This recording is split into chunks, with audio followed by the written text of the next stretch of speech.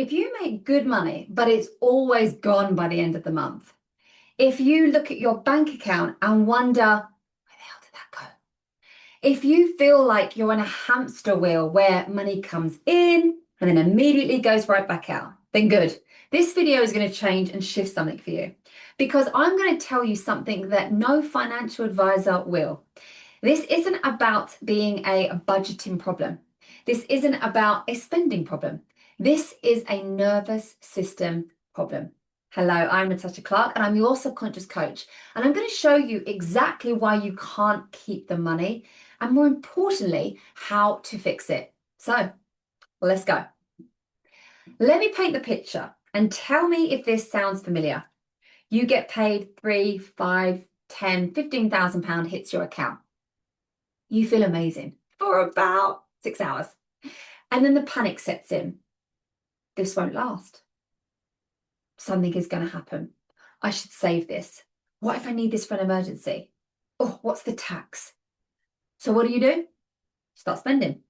Not recklessly, not on crazy things, but somehow the money just disappears. You invest in a course that, let's be fair, you're never going to finish. You upgrade your tech, even though what you have works perfectly fine. You book the most premium hotel instead of the reasonable one because you deserve it. And listen, I'm not here to judge. We have all done it. Or maybe you lend money to a friend or a family member, or find an emergency that costs exactly what it is that you just made.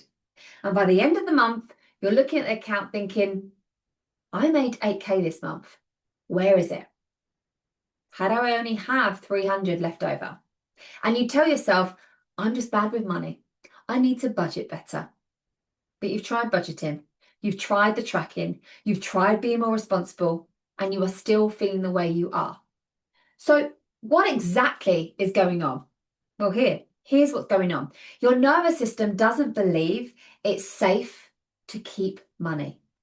Let me explain. Your conscious mind says, I want to save money. I want to build wealth. I want financial security. But your subconscious part of your brain goes, that part that controls the behavior has a very different program running. And that program says having too much money is dangerous. Why? Because somewhere in your past, your subconscious learned that money equals a threat. Let me share with you the most common ways in which I see this happening. And this is from being a coach for nearly 10 years. Reason one, you witnessed financial loss. Maybe your parents had money and then lost it, and the family fell apart. Maybe someone you knew got wealthy and then lost everything, and you saw the devastation. Maybe you've personally experienced having money and then losing it, and it was traumatic. So your subconscious files underneath the money bit, unstable, dangerous, temporary. And now, every time you do have it, your subconscious thinks, this is going to be taken away. I better spend it now on things I can control before it disappears on its own. So you unconsciously create reasons for you to leave. Been there, done that, got the t-shirt. Or maybe it's reason number two. You have a safe amount. Your subconscious mind has decided on a number that feels safe. Maybe it's 5,000, maybe it's 2,000, maybe it's 10,000, maybe it's anything above the number, but whatever. Anything above that number feels threatening. Even if it's 2,000, it gets to 2,2, that is going to, for your subconscious mind, feel threatening. Why? Because having too much might mean you're showing off, might mean that you are being irresponsible because you should be investing and saving it. It might mean that you are going to be asked for money from family or friends. It might mean that you're becoming one of those people who has money. Can you relate? So your nervous system regulates you back down to your safe amount. It's like a thermostat. You make 8K, great. Your safe amount is 2,000. So your subconscious will always find ways to spend the rest of that money. Not consciously, but unconsciously. And you will create reasons for it to leave. Or reason number three is you equate money with guilt. Maybe you grew up poor and now you have money and now you feel guilty. Who am I to have this when my family struggled? I should be helping others, not keeping it for myself. I don't deserve this when other people have less. So you unconsciously get rid of it to ease the guilt.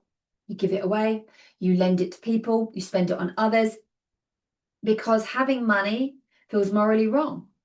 And your subconscious would rather keep you in the good rather than keep you wealthy. Or maybe it's reason number 4.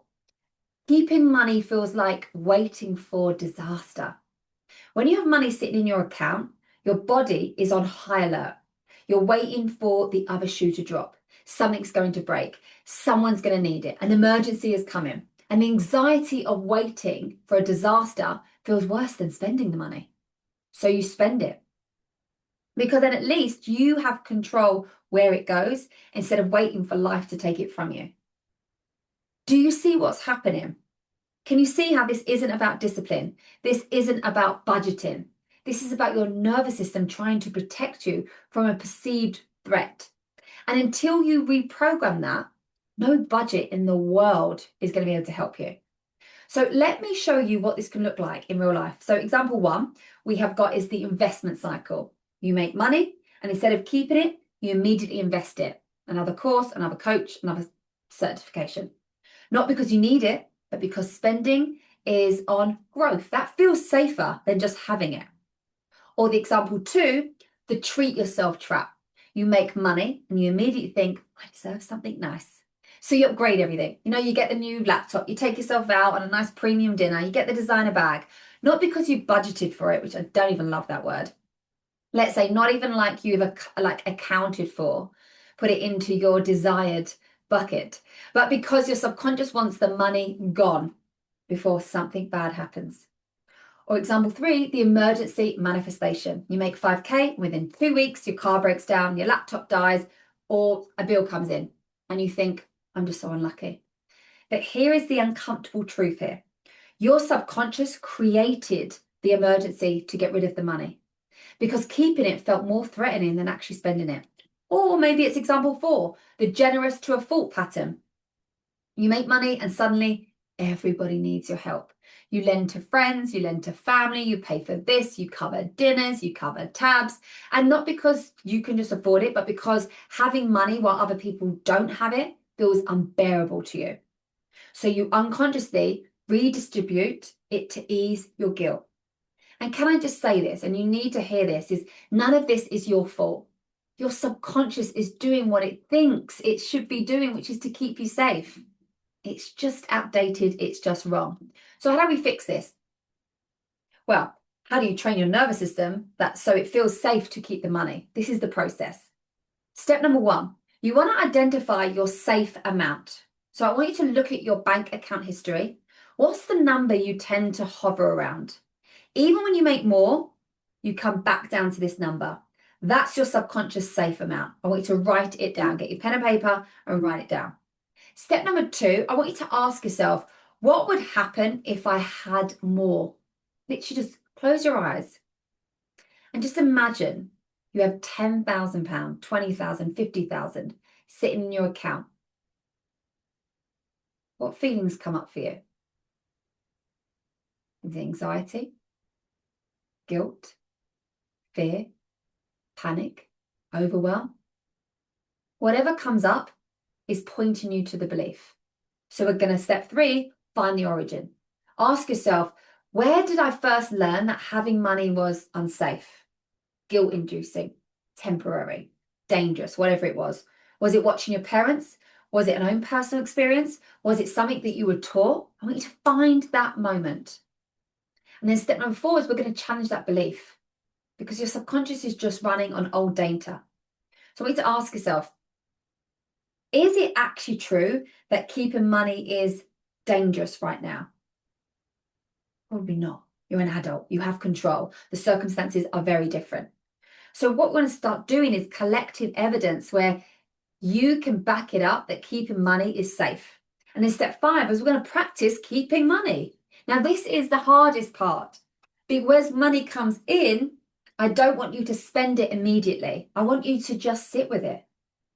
Feel into that discomfort. Notice the urge to spend it. And I want you to choose not to. And we can start small. Even if it's just keeping an extra £100 500, 1,000. We're just going to start to prove to your nervous system we can have this and nothing bad happens. And over time, your nervous system will start to recalibrate. Step 6, separate safe to spend from building wealth. I want you to create 2 accounts. One for your living expenses, which is your safe amount, and one for building wealth. And this money, you're going to teach yourself about learning to keep it. Because this way, your nervous system knows this account is for spending and this account is for keeping. It reduces the panic. And listen, if you make good money, but you can't seem to be able to keep it, you're not broken, you're not bad with money. I do not want to hear that. That is just an identity. It's a belief that we need to shift. You're not undisciplined. You just have a nervous system that's been programmed to believe that keeping money is more dangerous than spending it. And once you see that program, you can change it. It won't happen overnight. I'm not going to BS you and telling you it will. It won't. But if you commit to retraining your nervous system, keeping money even when it's uncomfortable, challenging those beliefs, collecting the evidence as if it's safe, everything shifts. And you'll finally be able to build wealth instead of just cycling money in and out. And it starts today. You watching this video, there's a reason you are here. We're going to identify your safe amount. We're going to find the belief underneath it. We're going to start proving to your nervous system that keeping money is safe.